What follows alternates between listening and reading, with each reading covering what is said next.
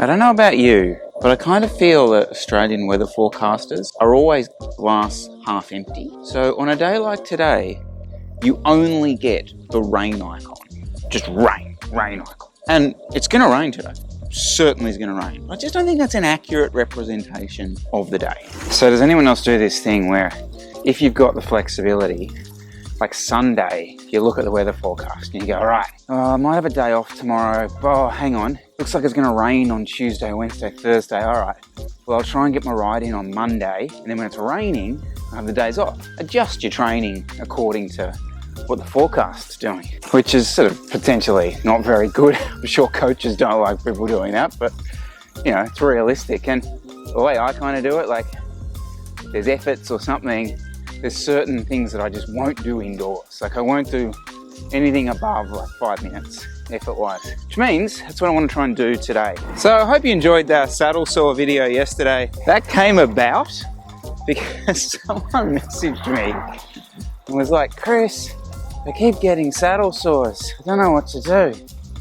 I was like, oh, like, try this. And he's like, well, could I send you a couple of... Oh, no, you are not sending me pictures. That is not happening. There's going to be no imagery. So I was listening to another one of those podcasts. It was the Nerd Alert one. And I've got to get this one off my chest, right?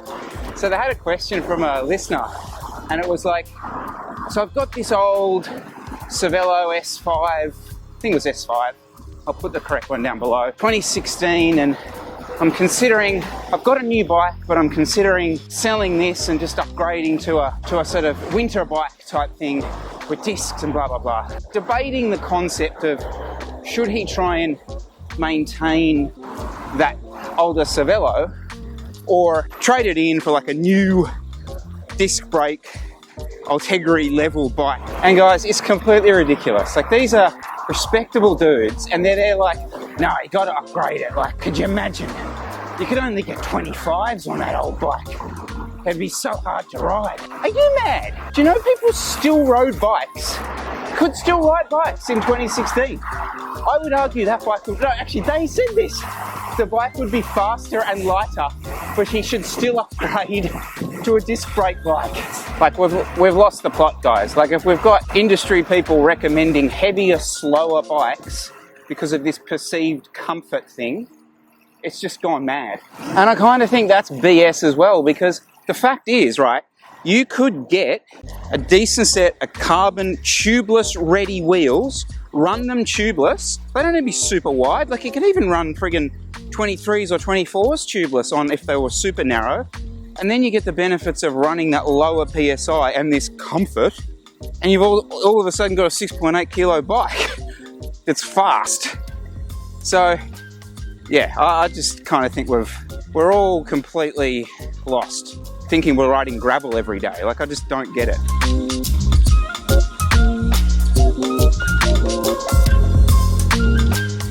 So I got a question for you.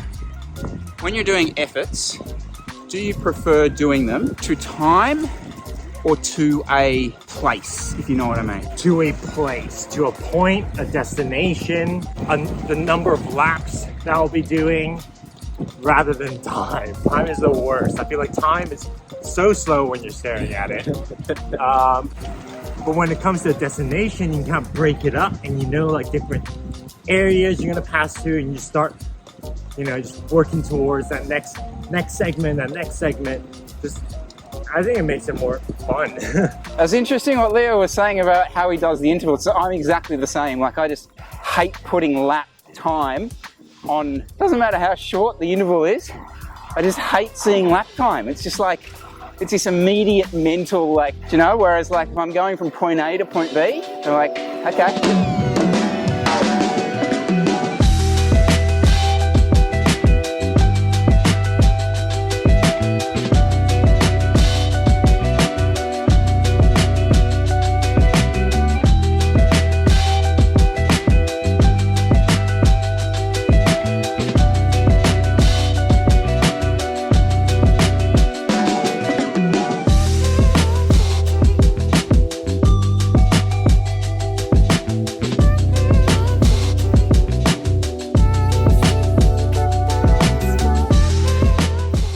So hopefully by now, you will know if that worked. So I watched one of DC Rainmaker's videos last night, and he said you could screen record the bolt. So I thought, there is a sneaky, easy way for me to overlay power data and stuff in races. So we did it, hopefully. You'll know before me if that worked. Could be a really cool feature, I reckon, because I could bring up the map, like have the race in there. So assuming the workflow is pretty easy, that would be quite cool. Shout out to Wahoo. If you want to sponsor the team with 12 Wahoos, we'll do screen recording and all our racing. Might as well throw it out there. While I've got you, someone asked me the other day about cargo bibs. Now I want to do like a 2021, 2022 buyer's guide to bib shorts, but I'll do a proper sit down one for that. So someone was asking me about cargo bibs and whether that would be a good option for them as a new bib short. They have an absolute purpose, but they're not your mainstays. They're not your Saturday group ride option. Like they're fit for purpose. They don't have the padding. The padding isn't as tight. It's not as compressed. So if you're in a more aggressive position for long periods of time, you'll pay for it, okay? So super good, long days out, maybe climbing days, but not as, oh, I'm gonna upgrade my bib shorts this year, what will I get? I don't think it's that. I don't think it's that.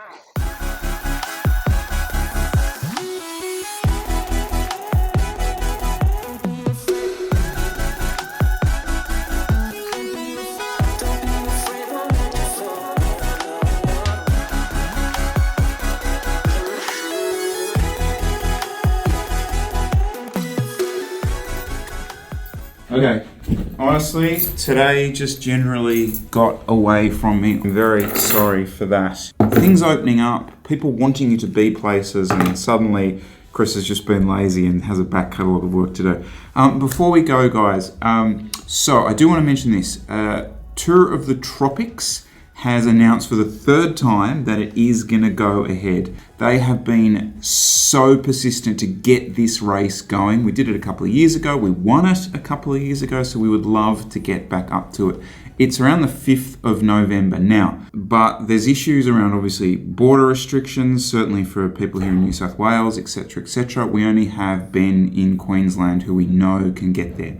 So this is why I'm telling you guys, if there are people on the ground up there who can give us a little bit more insight, can maybe offer us a little bit more help, insight into the whole thing, where to be, that kind of stuff, please do contact either myself or Luke. I'll drop our email addresses down below. This is the kind of event we really need to get behind, but you know, it's logistically really challenging, and certainly for just a crit and a road race, it's really challenging, but I still know that like if we get this event going. So again, I'll pop our email addresses below. If anyone up in the area has some insight, some help, that would be fantastic. We'd absolutely take on board any of that.